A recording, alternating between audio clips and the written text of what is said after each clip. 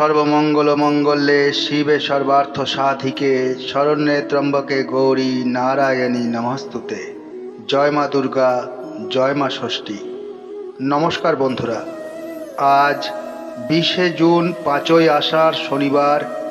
বাঙালির ঘরে ঘরে সন্তান সন্ততির মঙ্গল কামনায় বাংলার মায়েরা পালন করছেন মা অরণ্য ষষ্ঠীর ব্রত, যাকে আমরা জামাই ষষ্ঠীর ব্রতও বলে থাকি।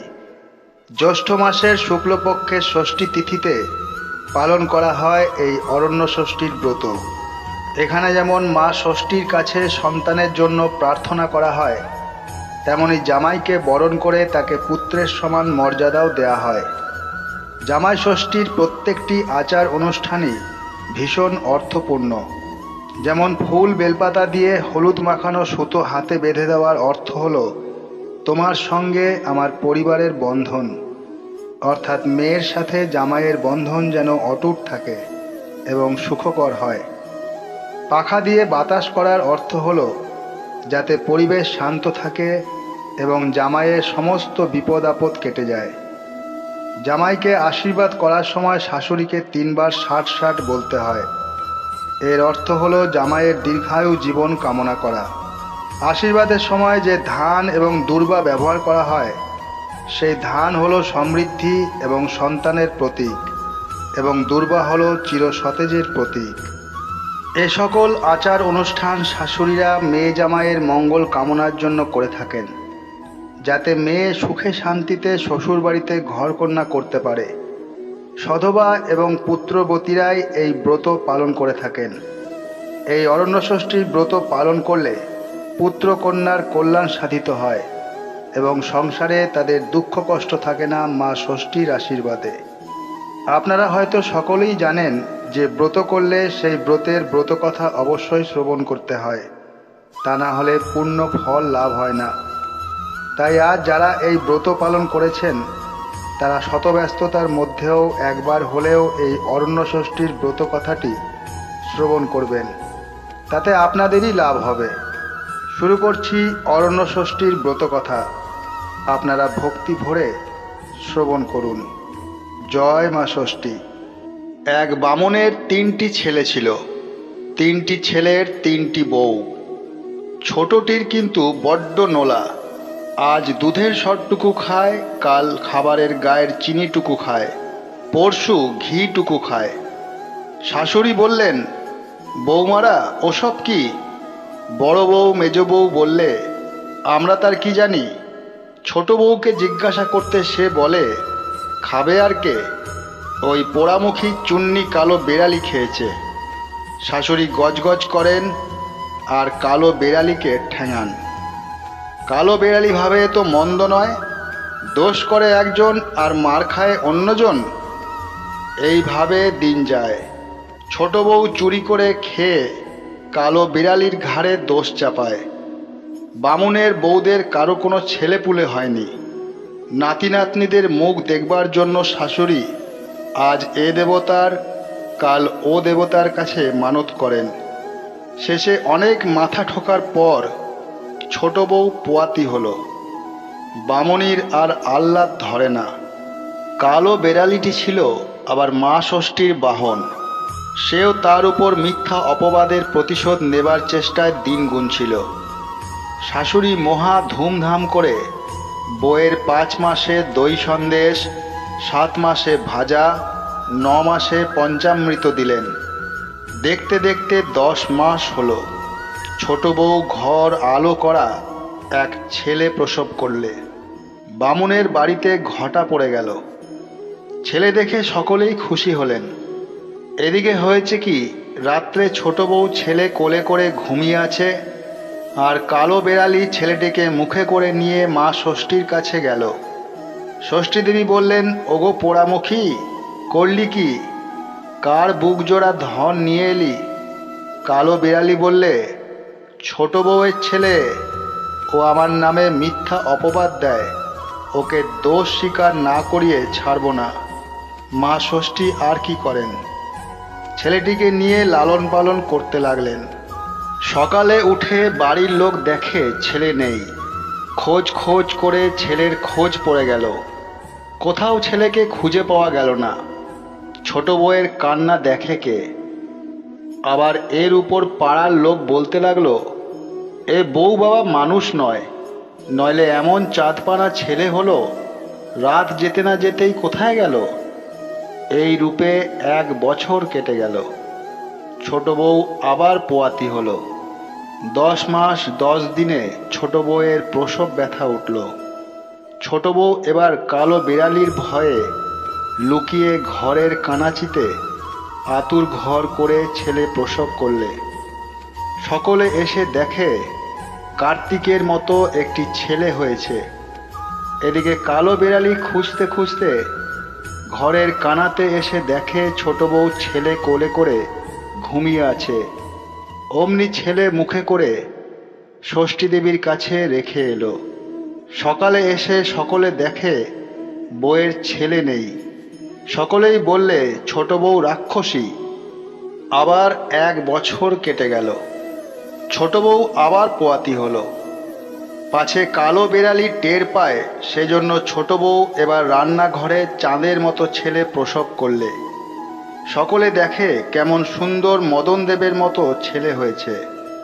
কালো বিড়ালি খুঁজে খুঁজে রান্নাঘরে এসে দেখে ছোট বউ ছেলে কোলে করে ঘুমিয়ে আছে। অমনি ছো মেরে ছেলেকে মুখে করে ষষ্ঠী দেবীর কাছে রেখে এলো। আবার 1 বছর কেটে গেল। ছোট বউ আবার পোয়াতি হলো। 10 মাস 10 দিনে ছোট বউয়ের প্রসব ব্যথা উঠল। ছোট বউ ঘরদোর ছেড়ে গোয়ালে গিয়ে ছেলে প্রসব করলে। কালো বিড়ালি সব জায়গা খুঁজে হয়রান, কোথাও ছেলে বউয়ের সন্ধান পায় না। তারপর শুকতে শুকতে গোয়ালে এসে দেখে ছোট বউ ছেলে কোলে করে বসে আছে। ছোট বউয়ের জিদ, এবার আর সে ঘুমাবে না, দেখবে কেমন করে কালো বিড়ালি ছেলে চুরি করে। এইভাবে অনেক রাত্রি কেটে গেল। কাঁচা পোয়াতি আর কতক্ষণ না ঘুমিয়ে থাকতে পারে। ছোট বউ যেই একটু চোখ বুজেছে, অমনি কালো বিড়ালি ছেলেটিকে ছো মেরে মা ষষ্ঠী দেবীর কাছে রেখে এলো। দিন যায়, রাত যায়, আবার ছোট বউ পোয়াতি হলো। 10 মাস 10 দিনে ছোট বউয়ের যখন প্রসব ব্যথা উঠল, বাড়ি ছেড়ে পুকুর ধারে গিয়ে সর্বসুলক্ষণযুক্ত একটি ছেলে প্রসব করলে। কালো বিড়ালি খুঁজে পায় না। শেষে শুকে শুকে পুকুর ধারে এসে দেখে ছোট বউ ছেলে কোলে করে শুয়ে আছে। অমনি ছেলেকে মুখে করে ষষ্ঠী দেবীর কাছে নিয়ে গেল। বছর যেতে না যেতেই আবার ছোট বউ পোয়াতি হলো। 10 মাস 10 দিনে ছোট বউয়ের প্রসব ব্যথা উঠলে পরে সে গ্রাম ছেড়ে নদীর ধারে গিয়ে ছেলে প্রসব করলে। কালো বিড়ালি কি আর ছাড়বার পাত্রী? খুঁজতে খুঁজতে শুকতে শুকতে নদীর ধারে ছোট বউকে ছেলে কোলে করে বসে আছে দেখতে পেল। অমনি ছেলেকে মুখে করে ষষ্ঠী দেবীর কাছে নিয়ে এলো। ছোট বউ প্রমাদ গুনলে। সকলে বলতে লাগলো, ও বউ নিশ্চয় রাক্ষসী। দিনের পর দিন চলে গেল। আবার ছোট বউ পোয়াতি হলো। পাড়ার লোক আবার বললে, আর কোথাও গিয়ে কাজ নেই, বট গাছে 7 বার সুতোর পাক দিয়ে তার মধ্যে ছেলে প্রসব করো। ছোট বউ তাই করলে। 10 মাস 10 দিনে ছোট বউ ভগবতীর মতো এক সর্বসুলক্ষণাযুক্ত কন্যা প্রসব করলে। কিন্তু এতে কি হবে? কালো বিড়ালি যে মা ষষ্ঠীর বাহন, সে সব জানতে পারলে। আর যেমন ছোট বউ এতটুকু অন্যমনস্ক হয়েছে, অমনি মেয়েটিকে মুখে করে মা ষষ্ঠীর কাছে নিয়ে এলো। এদিকে ছোট বউ 7 বার পোয়াতি হলো, অথচ একটিও ছেলে বা মেয়ে রাখতে পারলে না। ছোট বউ শোকে দুঃখে ভেঙে পড়লে। বাড়িতে কেউ তাকে দেখতে পারে না। পাড়ার লোক রাক্ষসী বলে, শাশুড়ি গঞ্জনা দেয়, জায়রা ঠাট্টা করে। ছোট বউ ক্ষোভে দুঃখে জঙ্গলে গিয়ে কাঁদতে লাগলো। তার কান্না দেখে ষষ্ঠী ঠাকুরনির দয়া হলো। তিনি ছোট বউয়ের কাছে এসে বললেন, দেখ বাছা, পরের নামে মিথ্যা অপবাদ দেবার দরুন তোমার এত দুঃখ। তুমি এখনই গিয়ে কালো বিড়ালির পায়ে ধরে ক্ষমা চাও, তবেই তোমার ছেলে মেয়েদের আবার ফিরে পাবে। ছোট বউ তো আর মা ষষ্ঠীকে চিনতে পারেনি। কেঁদে মায়ের পায়ে পড়ে বললেন, মা তুমি কে? তুমি কি সর্বজ্ঞ? তুমি কেমন করে এসব কথা জানলে? মা ষষ্ঠী বললেন, আমি মা ষষ্ঠী। কালো বিড়ালি আমার বাহন। তুমি তার নামে মিথ্যা দোষ দিয়েছিলে বলে তোমার ছেলে মেয়েগুলিকে সে আমার কাছে এনে রেখেছে। এই বলে মা ষষ্ঠী অন্তর্ধান হলেন। এদিকে ছোট বউ তখনই বাড়ি গিয়ে কালো বিড়ালিকে কাছে ডেকে আনলে। ছোট বউ তার পা ধরে কাকতি মিনতি করে কাছে ডেকে ভাত, মাছ, ডাল, দুধ খেতে দিয়ে বললে, ভাই কালো বিড়ালি, আমার ঘাট হয়েছে, আর কখনো দোষ দেব না। আমি তোমার কাছে ক্ষমা চাইছি। আমার ছেলে মেয়েকে ফিরিয়ে দাও। কালো বিড়ালি বললে, তুমি জ্যৈষ্ঠ মাসের ষষ্ঠীর দিন মা ষষ্ঠীর পুজো করো। মা ষষ্ঠী তোমার ছেলে মেয়েদের ফিরিয়ে দেবেন। জ্যৈষ্ঠ মাস এলো। ছোট বউ সকাল সকাল স্নান করে এলো। পিটুলি দিয়ে 7টি ছেলে তৈরি করলে। পিটুলির কালো বেড়াল তৈরি করলে।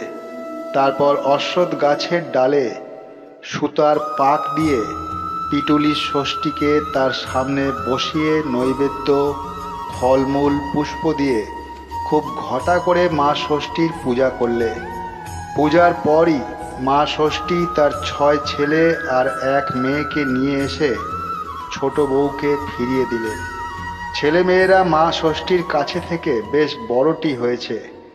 মাকে দেখে তাদের ভারী আনন্দ হলো। বামুনের বাড়িতে আনন্দের রোল উঠল। ছোট বউয়ের আবার আদর হলো। তখন ছোট বউ ছেলে হারানোর সব কথা সকলকে খুলে বললে। ছোট বউয়ের জায়েরাও ষষ্ঠী পূজা করলে। তাদের মা ষষ্ঠীর কৃপায় ছেলেপুলে হলো। সেই অবধি জ্যৈষ্ঠ মাসের অরণ্য ষষ্ঠী 6 ষষ্ঠী নামে খ্যাত। যে রমণী শুদ্ধভাবে পূর্ণ চিত্তে মা ষষ্ঠীর পূজা করেন, মার কৃপায় তার ছেলে মেয়েতে ঘর ভর্তি হয়। ছেলেকে মা কখনো মারবে না বা ঝাঁটা তুলবে না। বিড়ালকেও শুধু শুধু ঠ্যাঙাবে না বা বিড়ালের নামে মিথ্যা দোষ দেবে না। তবেই মা ষষ্ঠী সন্তুষ্ট থাকেন। ছোট বউয়ের মেয়ের বিয়ে হলো। ঘরে জামাই এলো। জামাই তো আর পর নয়, ছেলের সমান। ছেলেকে যেমন ষষ্ঠীর দিন আদর যত্ন করে বাটা দেওয়া হয়, জামাইকেও শাশুড়ি ওইরূপ বাটা দেয়। সেই জন্য অরণ্য ষষ্ঠীকে কেউ কেউ জামাই ষষ্ঠীর ব্রত বা বাটা বলে থাকেন।